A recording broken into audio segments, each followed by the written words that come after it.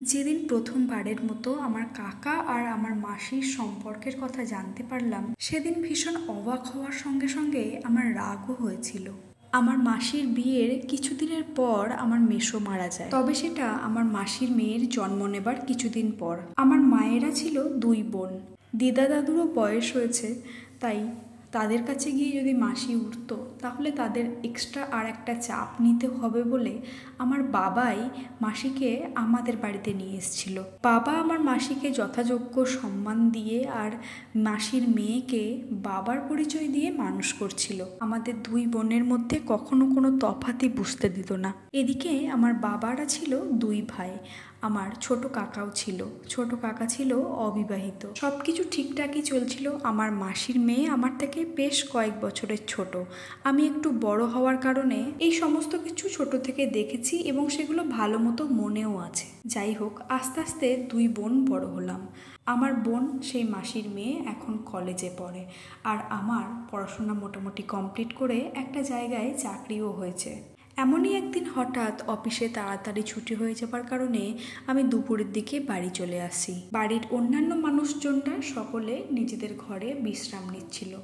সেই সময় আমার মাসিকে এবং কাকাকে একান্তে ঘরে বসে কথা বলতে দেখছিলাম, এবং তারা ছিল বেশ কিছুটা ঘনিষ্ঠ অবস্থায়। এরকম অপ্রীতিকর অবস্থায় দেখার কারণে আমার মনটা কেমন জানি একটা হয়ে গেল। প্রথমে এটা দেখে মেনেই নিতে পারছিলাম না। তারপর আমি কয়েকদিন ধরে ওদেরকে নোটিস করলাম। তারপরে দেখলাম যে না, আমি যে ভাবনাটা ভেবেছিলাম ঠিক সেটাই সত্যি।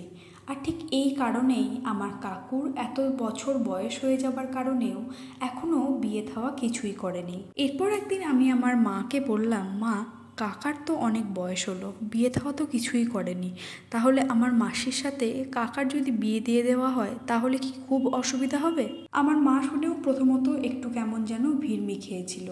তারপরে আমি মাকে এই সমস্ত ঘটনা খুলে বললাম। আমার মা পারিপার্শ্বিক লোকজনের কথার ভয়ে এবং সামাজিক পরিস্থিতির কথা ভেবে এই ব্যাপারটাতে একদম সায় দিতে চাইছিল না।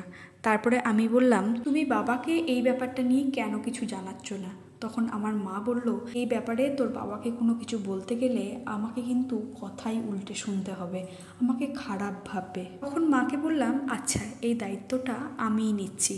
একদিন সত্যি করেই আমার বাবাকে খুব শান্তভাবে এই কথাটা জানালাম। তারপর বহু কষ্টে সকলকে রাজি করিয়ে অবশেষে আমার মাসির আর কাকার বিয়েটা দিয়েই দিলাম। আমার মনে হয় এরকম অবৈধভাবে সম্পর্ক রাখার থেকে বৈধভাবে সেটাকে স্বীকৃতি দেওয়াটা অনেক সম্মানজনক। শুধুমাত্র লোকলজ্জার ভয়ের কারণে দুটো মানুষ কখনো এইভাবে কষ্ট পেতে পারে না। আজকের লাইভ স্টোরিটা কেমন লাগলো অবশ্যই কমেন্ট করে জানাতে ভুলবে না। আজ তবে আসি, টাটা।